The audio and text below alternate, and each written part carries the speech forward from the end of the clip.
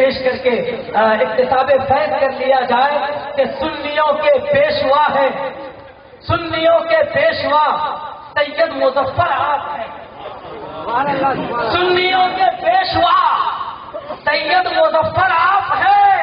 ارے عاشق غوث الورا سید مظفر آپ ہیں، اور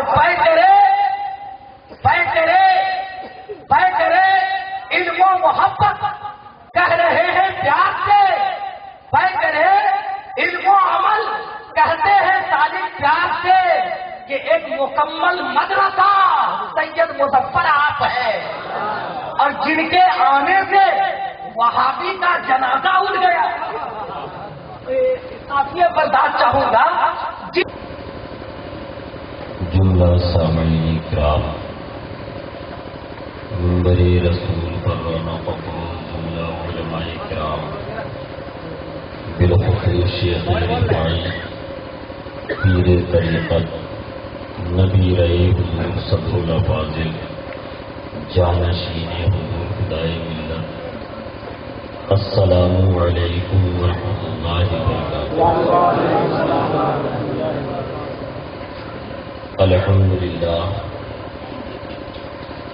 الحمد للہ رب العالمین، والصلاة والسلام علی سید المرسلین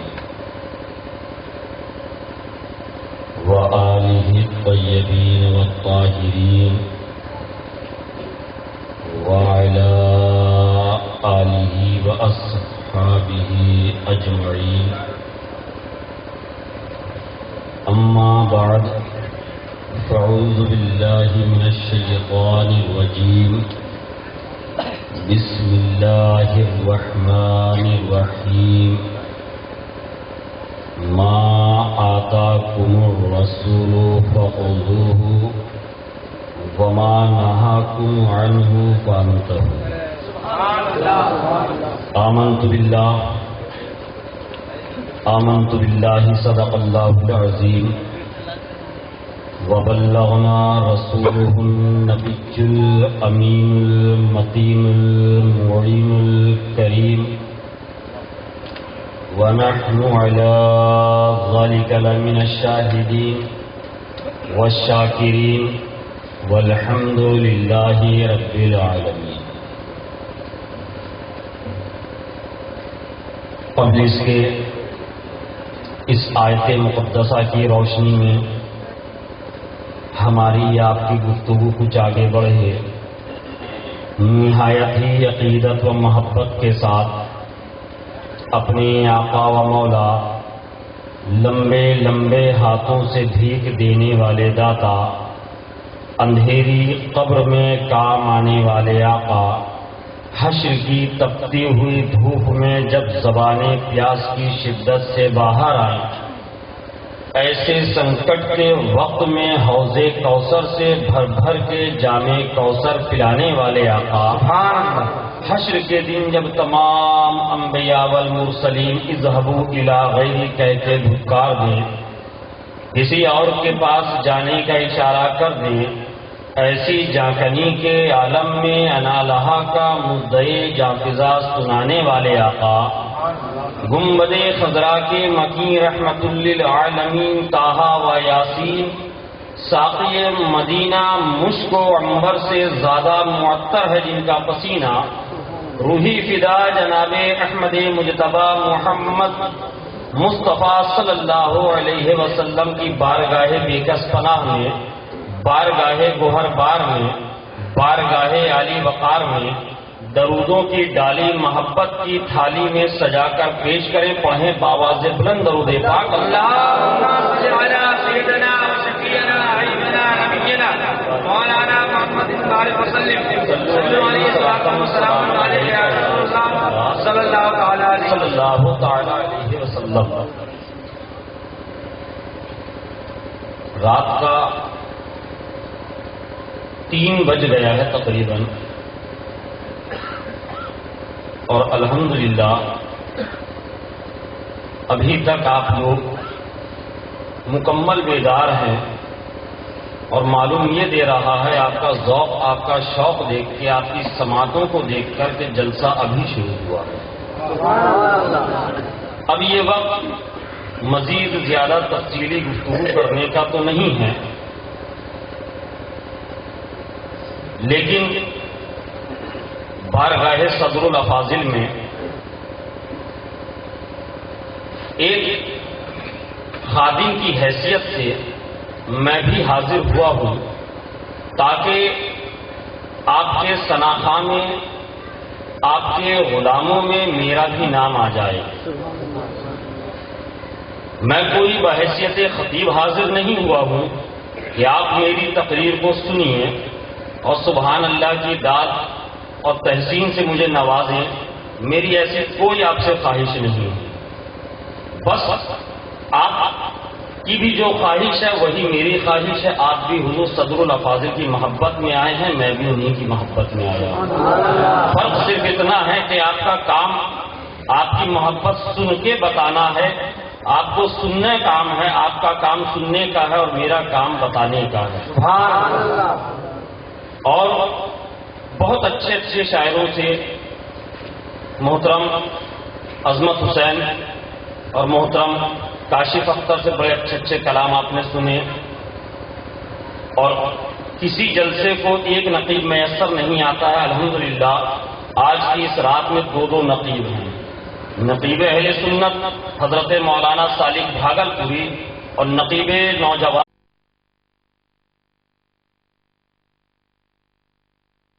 لہجے میں شعر کہنے کی کوشش کر رہا ہوں کہ یا محمد ایسی عزت آپ نے پائی کہ بس، یا محمد ایسی عزت آپ نے پائی کہ بس، کی شب اسرا خدا نے وہ پذیر آئی بس، کی شب اسرا خدا نے وہ پذیر آئی کہ بس، یا محمد ایسی عزت آپ نے پائی کہ بس، کی شب اسرا خدا نے وہ پذیر آئی کہ بس، اور گنتے گنتے تھک گئی تاروں کی نازک گنتے گنتے تھک گئی، گنتے گنتے تھک گئی تاروں کی نازک انگلیاں، گنتے گنتے تھک گئی تاروں کی نازک انگلیاں، ارے مصطفیٰ کے ہیں زمین پہ اتنے شیدائی کے بعد،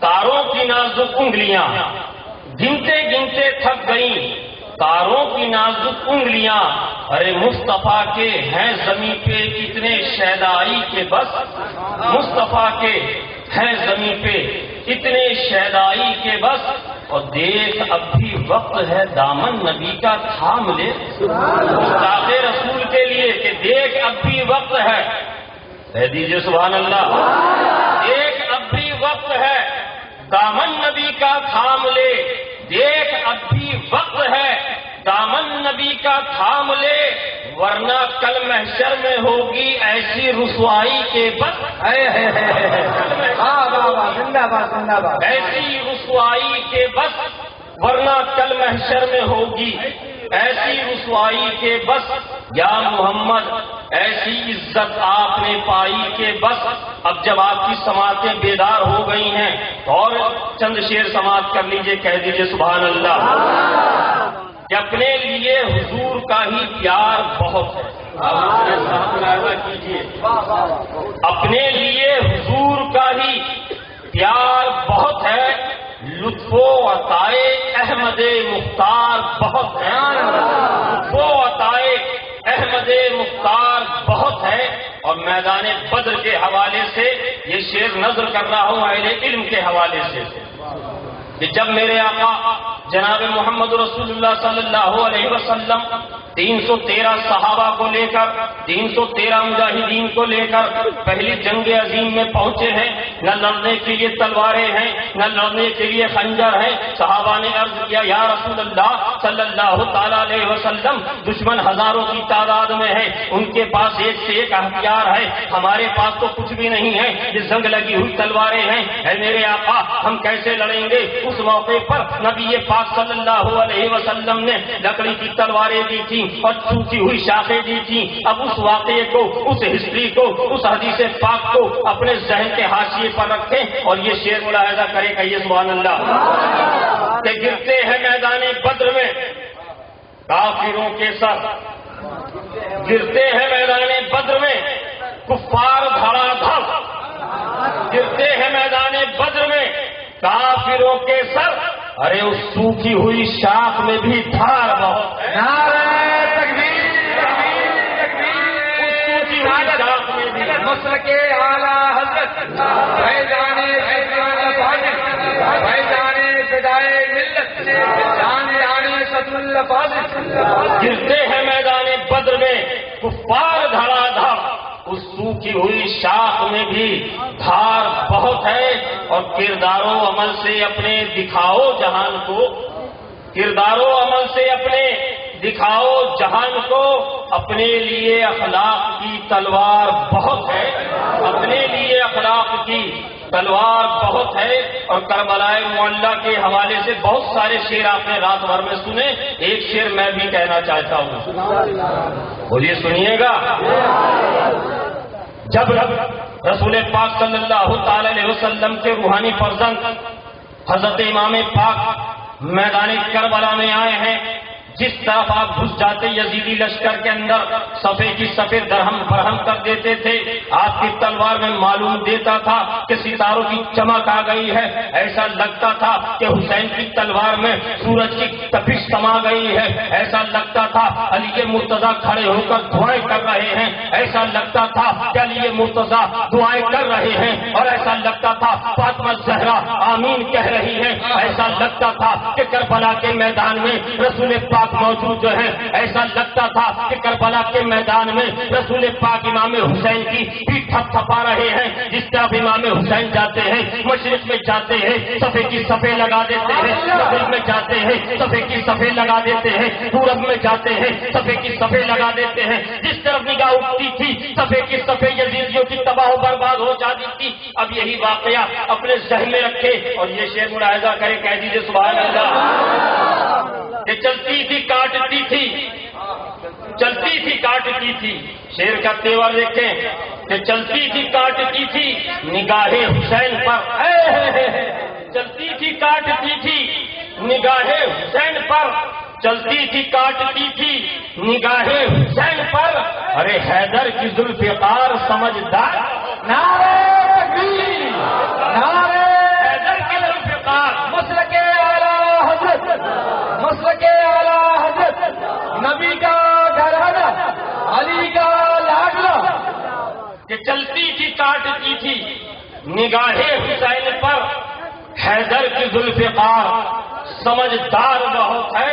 حیدر کی ذوالفقار سمجھدار بہت ہے. آپ لوگ ادھر ادھر نہ دیکھیں، ادھر دیکھیں.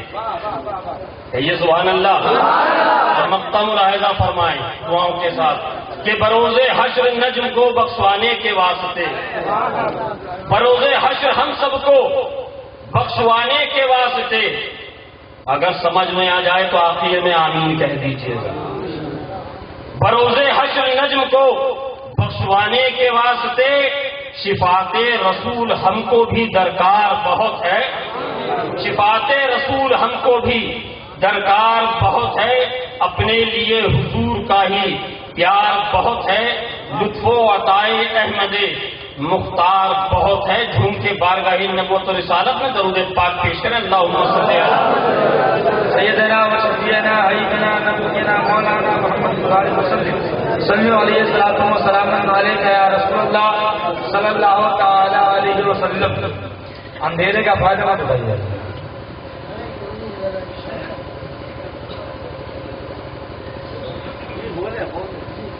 ایک بار اور درود پاک پڑھ سیدنا شفیعنا علینا نبینا مولانا محمد بارک وسلم صلی علیہ وسلم علیک یا رسول اللہ صلی اللہ تعالی علیہ وسلم.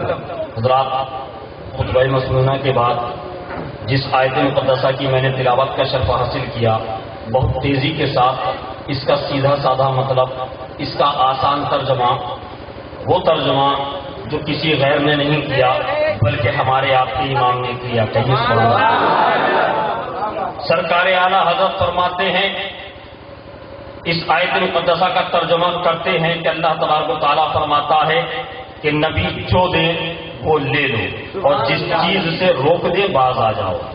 یہ اس کا مطلب، یہ اس کا مفہوم، یہ اس کا معنی اس آیت مقدسہ کے جو میں نے ابھی آپ کے سامنے آسان اردو سلیس زبان میں پڑھا، بولا، آپ نے سنا. اب آپ اتنا تو سمجھ ہی گئے ہوں گے، اتنا تو جان ہی گئے ہوں گے کہ میں کس موضوع پر گفتگو کرنا چاہتا ہوں. اور اللہ کا فضل ہے، تقریباً 3 سال سے میں اس آیت مقدسہ پہ گفتگو کر رہا ہوں، اور انشاءاللہ تبارک و تعالی تو پہلے حضور صدر الافاضل آئندہ بھی کرتا رہوں گا، اس لیے کہ اس آیت مقدسہ سے ہمارے نبی کے مالک و مختار ہونے کا بھی پتہ چلا، سبحان اللہ، اس سے نبی کی حیات کا بھی پتہ چلا. اللہ نے یہ نہیں فرمایا کہ اے لوگو، اے میرے بندو، نبی آج جو تمہیں دے رہے ہو وہ آج لے لو، یہ نہیں کہا. اس کا ترجمہ یہ نہیں ہے، بلکہ جب دے تب لے لو، جب دے تب لے لو. نبی جو دے، اس میں ماضی، مستقبل، حال، تینوں زمانے موجود ہیں. اس آیت مقدسہ کا مطلب مفہوم یہی ہے، ہمارے امام نے بھی یہی مطلب بیان کیا ہے. آئیے جب رسول پاک صلی اللہ علیہ وسلم کی زندگی کا مطالعہ جب آپ کریں گے، رسول پاک صلی اللہ علیہ وسلم کی بارگاہ میں جب بیٹھیں گے، حدیث پاک کا مطالعہ کریں گے. آئیے بخاری شریف کی حدیث سماعت کرتے چلیے. میرے نبی پاک